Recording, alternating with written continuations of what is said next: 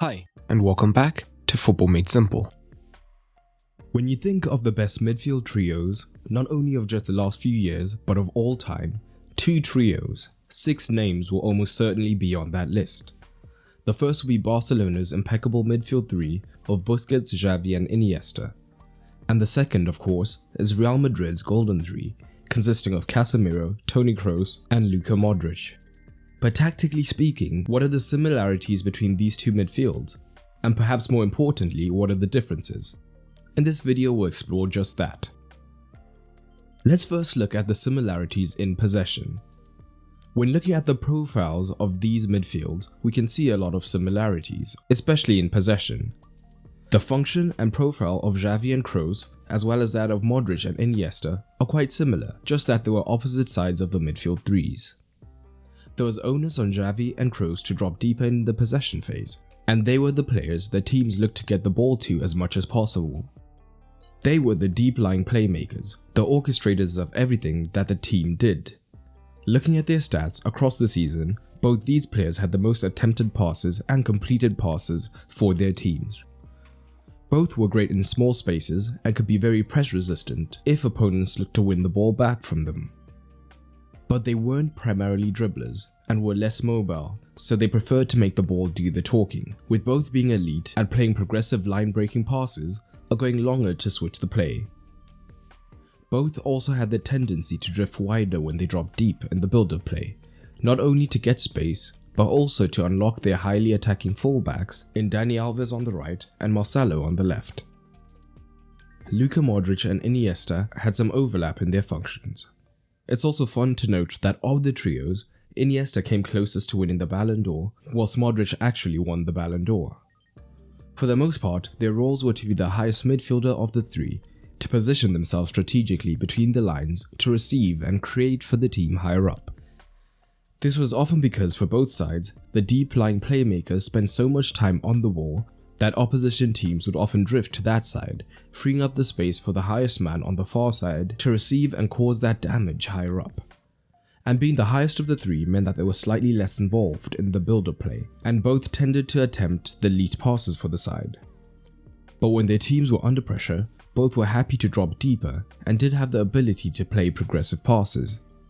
But both were the ball carriers of the midfield, and when they received, were willing to go past a man and dribble the ball into the final third to then make the difference. And statistically, of the trios, each of these would attempt and complete the most dribbles. And as we look at Casemiro and Busquets, we begin to come on to some differences. Busquets in possession was a dream, and perhaps one of the best of all time, rarely ever losing the ball even under intense pressure. This could be by playing a simple pass to get out, attempting a progressive line-breaking pass, but he was also quietly good at getting past a man, either through his elite close control or the deftest of body feints. Casemiro is by no means bad on the ball. In fact, his long passing range in particular is great. However, when compared to the other 5, he does lag behind, so he was less of a progressive passer. This brings us onto how each trio actually interacted with each other on the ground. One difference is the Barcelona 3 almost exclusively dealt in short passes, using pass and move strategies to move up the pitch. Real could do this, but they also had more freedom to look for longer passes to their wingers. And in general, at their very best, the Barcelona midfield 3 was much more structured and used predetermined patterns and positioning. Busquets was almost always the deepest and central, Xavi slightly advanced and to the right, and Iniesta high on the left-hand side. The Real Madrid 3 was much more malleable shape-wise, and had to do their own problem solving on the pitch. It makes sense, as at their very peak, the Barca 3 were under Pep, who's very detail oriented. Contrast this to Zidane and Ancelotti, who are much more hands-off. So with Barcelona in deep possession, Busquets would drop between the centre-backs with the others remaining higher, as Busquets is an elite ball progressor and generally great even if pressed. Casemiro could do similarly, however only against low-press teams. As soon as they came up against a more intense press, the game plan had to change. This could be through Kroos dropping deep to form the double pivot, and occasionally at Barca, Xavi performed a similar role, but generally they tried to keep their shape. However, Real often tried to compensate for Casemiro's lower ability on the ball by taking him out of this phase completely, pushing him higher almost as a 10, and Kroos and Modric suddenly becoming the double pivot. This is a shape you would never see the Barcelona trio in.